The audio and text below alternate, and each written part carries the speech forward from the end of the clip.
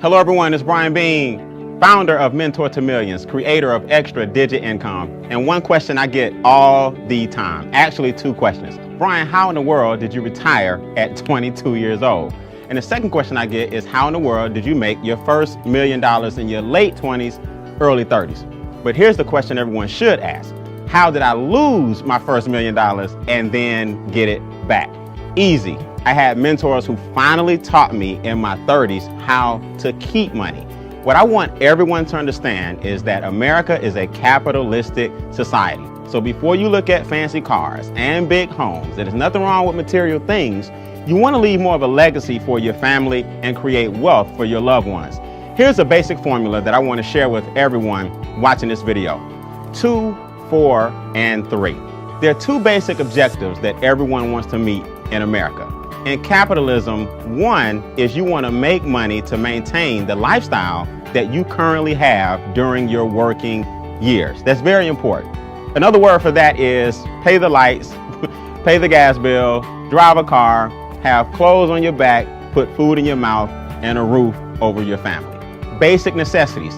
Now, objective number 2 is a little more complicated. The money that you make during your working years has to sustain you during your retirement years. In other words, when you retire, you will no longer have the labor income coming in. So where will you get the money to sustain your current lifestyle? There are 4 things keeping you from meeting your 2 objectives. Once you learn these, you learn the key to capitalism. Number 1 is inflation. You have to put your time and money into things that outpace inflation. Now, what is inflation? Funny you should ask, because they don't really teach this in economics. They don't really teach this in school.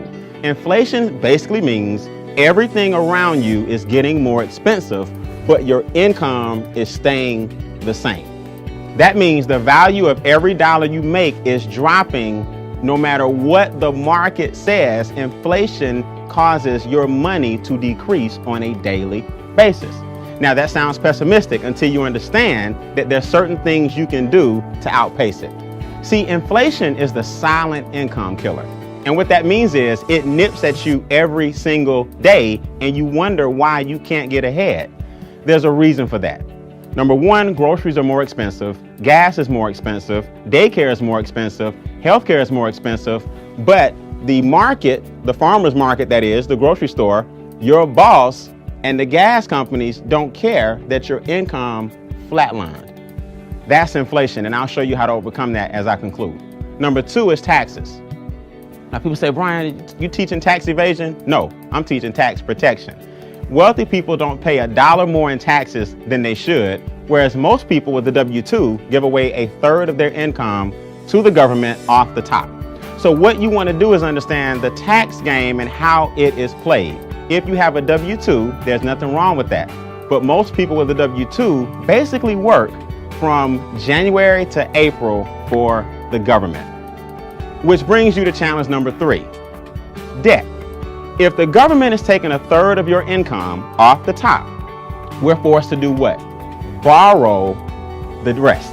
So now the government will get paid from January to April, and then the banks will get paid from May to September, because you have to pay all the money back that you borrowed on student loans, car notes, credit cards, mortgages, department stores. So the banks and governments are making money off of your lack of money.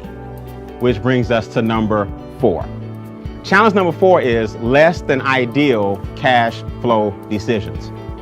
When you get hit with inflation and taxes are taken out of your check, and debt is up to here, you start to make emotional decisions that prolong your journey to financial freedom. There are 3 solutions to your 4 challenges. Number 1 is real simple, cash flow management.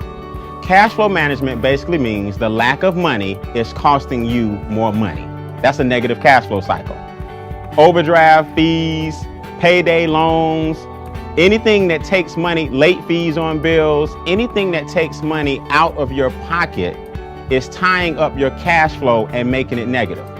What you want to do is learn how to flip your negative cash flow cycle into a positive so that your money will stay in your house longer.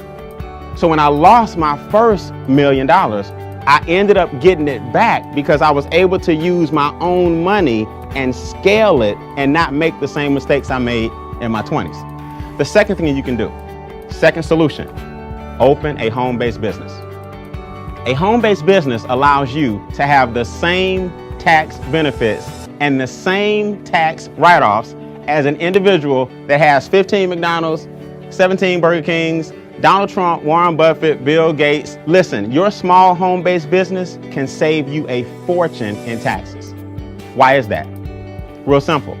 Your light bill, your gas bill, your water bill, your cell phone bill, your internet bill, your gas in your car, percentages of all these bills now allow you to have huge deductions, and your income that you're taxed on is lower. As I conclude, in other words, open a home-based business with a quality product or service and pay less taxes, or make your only income a W-2 and pay more taxes. See, here's the key. Your money is going to make someone wealthy. The question is, who's it going to be?